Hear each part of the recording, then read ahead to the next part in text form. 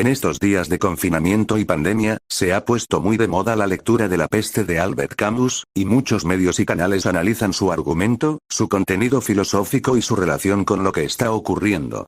Sin embargo, hay una obra mucho más antigua que también aborda la cuestión de las epidemias y nuestro comportamiento al respecto, y que ha pasado relativamente debajo del radar. Se trata del ambicioso poema filosófico del escritor romano Lucrecio llamado De Rerum Natura, que se suele traducir como sobre la naturaleza de las cosas o, de manera más simple, sobre la naturaleza. Compuesto en un latín muy complejo y detallado, al estilo de un poema épico de 6 libros, De Rerum Natura pretende ser una descripción de toda la realidad, desde los fenómenos naturales hasta el desarrollo de la civilización humana, partiendo de la perspectiva de que lo único que existe son los átomos, o lo que Lucrecio llamaba semillas de las cosas, y el vacío. En esto Lucrecio seguía al filósofo griego Epicuro, al que consideraba un héroe y cuya filosofía quería divulgar como un antídoto contra el miedo que atenaza al hombre y le hace sufrir. Para el poeta romano, el hecho de conocer que todas las cosas que observamos son una mera configuración efímera de un conjunto de cuerpos materiales invisibles, los átomos, nos podría liberar del temor a los dioses y a la muerte. Lucrecio no era exactamente un ateo, ya que veía a los dioses como entidades igualmente materiales, pero indiferentes al mundo y a los asuntos humanos. En cierto modo, esto era un ateísmo en la práctica. Para este poeta, el mundo no era una creación divina y cita los numerosos defectos en el diseño del universo para demostrarlo. Dados un tiempo y un vacío infinitos, lo que habría es el resultado de la danza eterna de la materia, de las partículas indestructibles, en un ciclo de creación y destrucción sin plan ni objetivo alguno. En ese contexto, los rituales, las oraciones y los sacrificios a los dioses, que Lucrecio veía como el núcleo de las religiones organizadas, eran una pura superstición que no servía para nada. Además, las explicaciones de la física contribuían a reducir el temor a la divinidad. Zeus no puede generar miedo cuando sabemos el auténtico origen del rayo. Del mismo modo, tampoco le debemos nada a los dioses cuando asimilamos explicaciones materialistas sobre la creación de la humanidad por el choque azaroso de los átomos. Lucrecio demuele asimismo el famoso mito de la Edad de Oro, de que hubo un tiempo legendario en el que todo era perfecto, no había penurias y éramos inmortales. Justo al revés, el poeta señala que aquellos fueron tiempos duros, de gran vulnerabilidad ante las fieras y donde la supervivencia era extremadamente difícil. Fue entonces cuando poco a poco nos fuimos agrupando en entidades sociales mayores, movidos por la seguridad y el temor. A su vez, elementos como el lenguaje no fueron según Lucrecio un regalo de los dioses a los mortales, sino el fruto de un proceso gradual, que empezó con gruñidos animalescos. De hecho, este poema incluye una especie de prototeoría de la evolución, ya que describe cómo las especies van surgiendo a partir del flujo eterno de la materia. Todo en este mundo, incluso nosotros, somos finitos y algún día los humanos nos extinguiremos. Con sus versos, Lucrecio se anticipa al desencanto del mundo que eclosionó la ciencia moderna. Y esto nos lleva al tema del miedo a la muerte.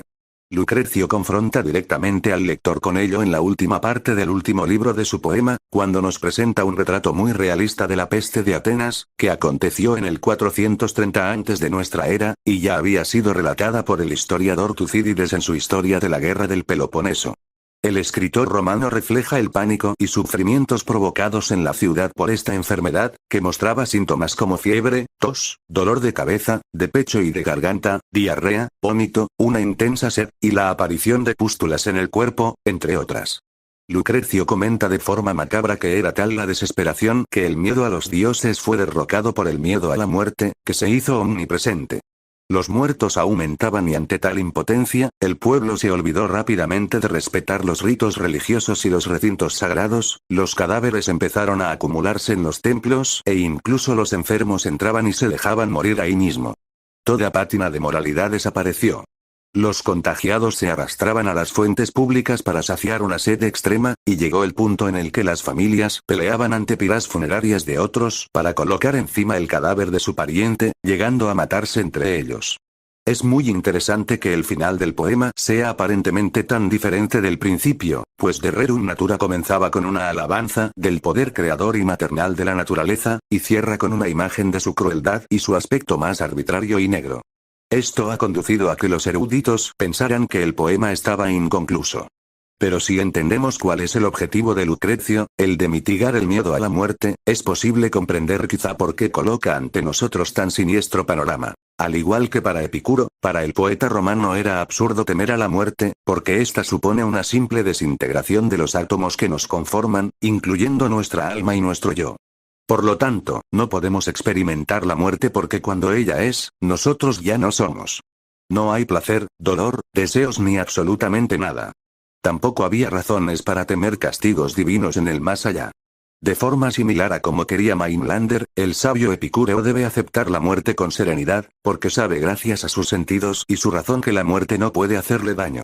Lucrecio añade que el sabio, además, reduce el dolor todo lo posible y maximiza el placer, sin caer en lujos inmoderados o deseos imposibles de satisfacer, supliendo sus necesidades básicas, conociendo sus límites y evitando el autosacrificio por el Estado, por los dioses, por la sociedad, por el poder. En cierto sentido, se reivindica lo que Spinoza llamó la posición subspecia eternitatis, contemplar el mundo desde el punto de vista de la eternidad, impersonalmente, para librarnos todo lo posible del miedo. Lucrecio recomendaba ver el escenario de las cosas humanas, el teatro de la mascarada social, desde una posición segura y serena.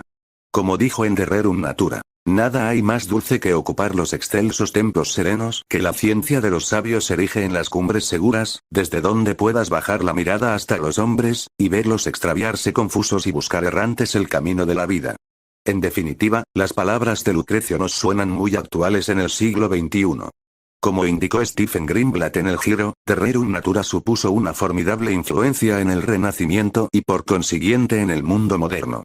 La teoría de la gestión del terror de los psicólogos es muy similar a la postura del poeta romano sobre la muerte como una de las mayores fuentes de problemas y ansiedad entre nosotros, y también como la raíz profunda de nuestras creencias e instituciones. Y por supuesto, la visión empirista y materialista que atisbaron Epicuro y Lucrecio es la que ha triunfado en la imagen científica del mundo. En fin, se trata de un clásico inagotable y que vale la pena conocer. Y eso es todo. Muchas gracias por ver el vídeo.